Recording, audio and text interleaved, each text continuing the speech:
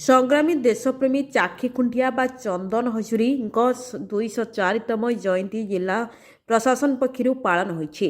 ପ୍ରତିବର୍ଷ ଶମ୍ଭୁ ଦଶମୀ ତିଥ ଚାକ୍ଷିଖୁଣ୍ଟିଆଙ୍କର ଜୟନ୍ତୀ ଜିଲ୍ଲା ପ୍ରଶାସନ ଓ ଚାକ୍ଷିଖୁଣ୍ଟିଆ ସ୍ତୁତି ପରିଷଦର ମିଳିତ ଆନୁକୂଲ୍ୟରେ ପାଳିତ ହୁଏ।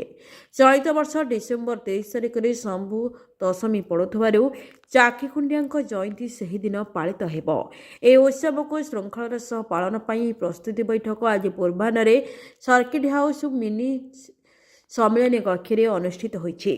ଏଥିରେ ଅଧ୍ୟକ୍ଷତା କରି ପୌର ନିର୍ବାହୀ ଅଧିକାରୀ ଅଭିମନ୍ୟୁ ବେହେରା ଚାକ୍ଷିଖୁଣ୍ଟିଆ କେବଳ ଜଣେ ସଂଗ୍ରାମୀ ଭାବେ ନୁହନ୍ତି, ମହାପ୍ରଭୁଙ୍କର ଜଣେ ଶ୍ରେଷ୍ଠ ଭକ୍ତ ଭାବେ ବେଶ୍ ପରିଚିତ।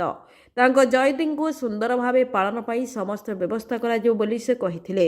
ପୁରୀ ପୌରପାଳିକା ପକ୍ଷରୁ ପିକେଡିଏ ସ୍ଥିତ ଚାକ୍ଷୀଙ୍କ ପ୍ରତିମୂର୍ତ୍ତି ସ୍ଥଳ, ବୈଠକ ସ୍ଥଳ ପରିଷ୍କାର ପରିଚ୍ଛନ୍ନ ସହ ଆଲୋକ ବ୍ୟବସ୍ଥା ଇତ୍ୟାଦି କରାଯିବ ବୋଲି କହିଥିଲେ। Bureau report, Odisha digital news.